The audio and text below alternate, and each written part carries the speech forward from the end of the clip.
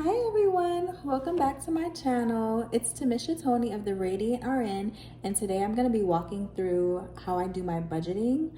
I like to budget every 2 weeks. However, this budget is going to be a little bit different because I'm going to be showing how I essentially budget backwards. So I typically would start with my anticipated income and budget from that. But since I recently quit my job, I'm going to be budgeting for no income. So I'm going to put all of my expenses that I need for the next 2 weeks. So that way I can determine how much money I need to either pull from my savings account or find some other type of way to come up with the living expenses. So stay tuned and make sure to like, comment, and subscribe if you find this video helpful. So being that today is Friday, February 7th, I'm budgeting from Friday today until the next 2 weeks out, ending on a Thursday, since I would typically be anticipating to get paid bi-weekly on Fridays. So I'm gonna budget from February 7th through February 20th. I like to just write the time frame at the top of my book. And I do budget on pen and paper. That's just my preference, but some people like to do Excel spreadsheets or iPads or whatever, but I just like to do pen and paper. So I put the date at the top of my page. I don't know if you can really see that, but so we're going from February 7th through February 20th. Typically, this is where I would put income coming in from my job. But as I said, I'm gonna leave this blank for now because I'm actually not currently working. Then I like to separate it into categories of what are bills. So what I refer to as my bills are my fixed expenses that do not change. So it would be like my rent, utilities, car expenses, anything in my life that is an absolute necessity, like I can't live without it, and I don't anticipate the price of these things changing too much. After that, I create space for my variable spending category, which I just write down as spending. And these are things that are a little bit more flexible. I can pick and choose how much I spend in these categories, and they alternate depending on whatever season of my life I'm in. Okay, sorry you guys, my camera cut off, but I was saying the spending category is for the variable income. And then I will total the bills in the spending category together so I can get a grand total of how much I'm spending for the 2 weeks, and then whatever money is left over, if there is any. And that will typically go towards savings or debt if I have a debt payoff, or whatever else I decide to leave it for. So this is how my heading typically looks in my book, with the time, income, bills, spending, the total of the two, and whatever money is left over. Then I begin to split my page into different categories. So I make 3 columns, and I just do squiggly lines because it's easier for me. But just do whatever works for you.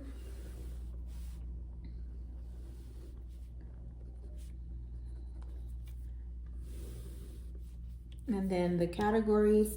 So in the first column, I put what the expense is. In the center or the middle, I put the amount. And then in the third column, I put the due date when I expect the money to be taken from my account, so that I just have an idea of at what point in time money will be pulled. Because some of my bills are on auto pay, even though I prefer them not to be. Some of them I have no choice. So in the back of my budget book, I do have a list of all of my ongoing recurring expenses. So that's where I kind of go to figure out what I need to jot down here. So I'll be looking for all bills and expenses due from the 7th to the 20th. And so for me, that leaves me with my cell phone bill. And that is due on the 12th. And then my car note.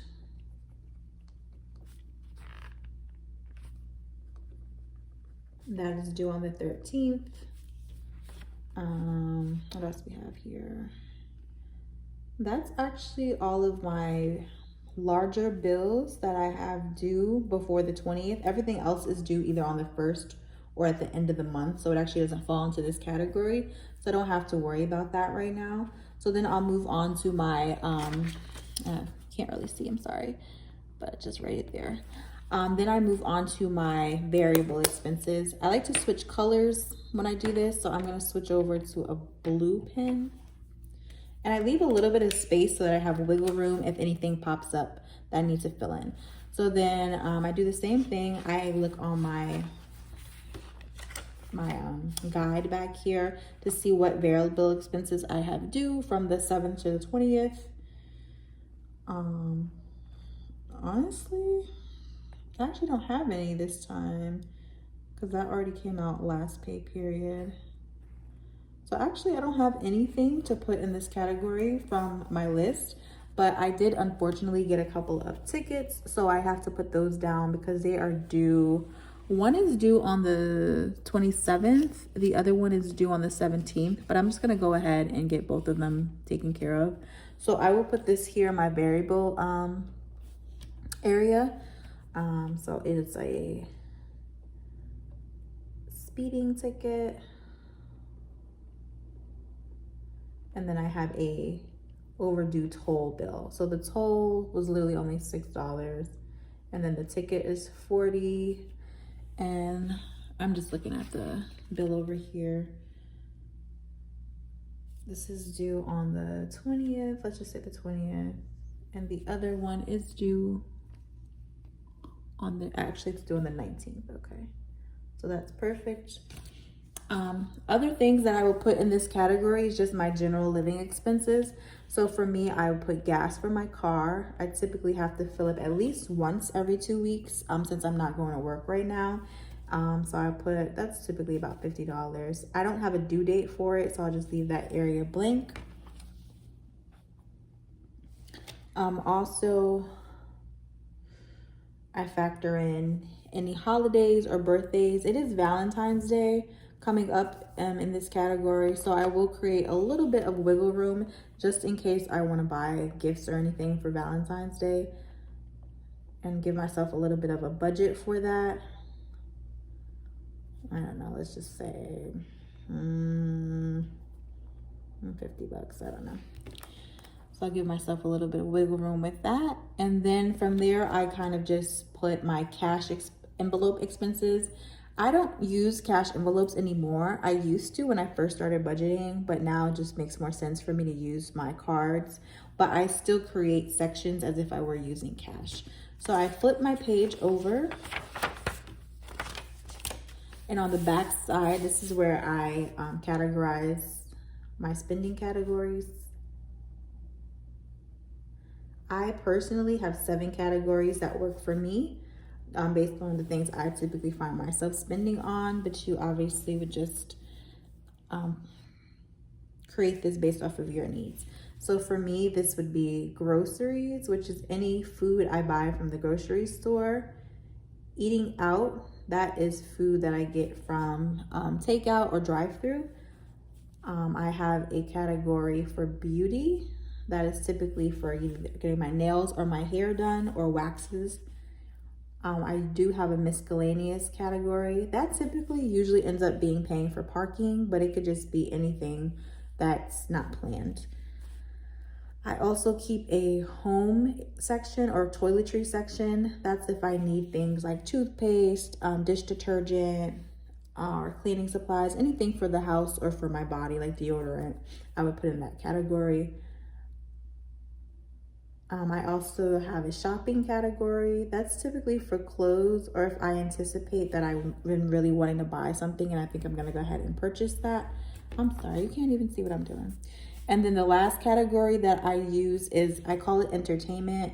That's any money that I set aside for going out with friends, getting drinks, going out to the city, and I anticipate spending money. So it's usually 7 categories, 1, 2, 3, 4, 5, yep. And then I kind of guesstimate how much I typically spend. So I typically can get away with about maybe 100 on groceries since I live alone, I'm by myself. Eating out, I'm trying to lose some weight, so I'm gonna cut this category down. I think about $60 should be sufficient because I shouldn't be eating out too much anyway. For beauty, That kind of depends what I have going on. I usually like to get my nails done. Let's see how much I want to give myself this time. Just say like $80. Miscellaneous, I typically just keep that low at like $20. Home and toiletries, I also usually keep that low because I don't frequently run out of things. Like I said, I do live by myself, so I'm usually able to keep things pretty stocked. So we'll just put 20 there. I don't need to be shopping, especially since I'm not currently working, so I really don't need to be spending extra money on anything. So I'll put 0 for that. And entertainment, I also really don't need to be going out, honestly. I don't have any plans as of right now, so I'm gonna keep that at 0 unless something changes. And then I total up the total amount of all of this. So I'm gonna use my computer to use the calculator so I can get a tally of all of these numbers. And I'll just add up the $100 plus 60 plus 80. And then the 220s will make 40 just to make it faster. So that's a grand total of $280.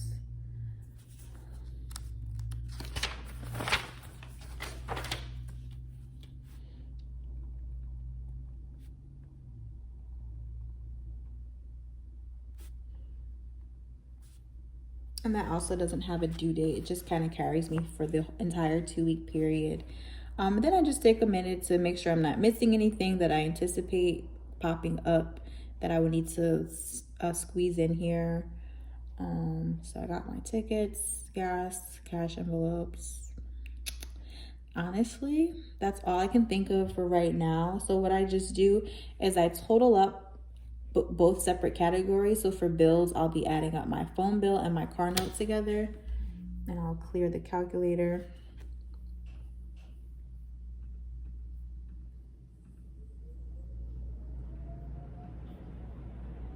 So that is 41. Then I'll add up the spending. So that would be 46 plus, we could just make that 100 plus an additional 280. So that's a grand total of 426. Then I add the spending and the bills category together. That makes 967. It's pink.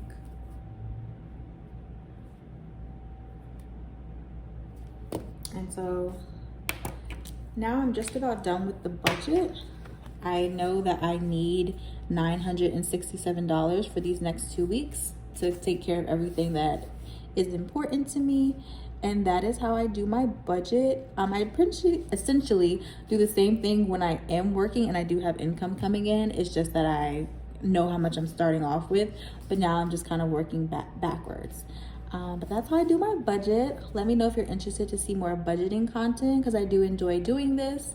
Thank you for viewing my channel.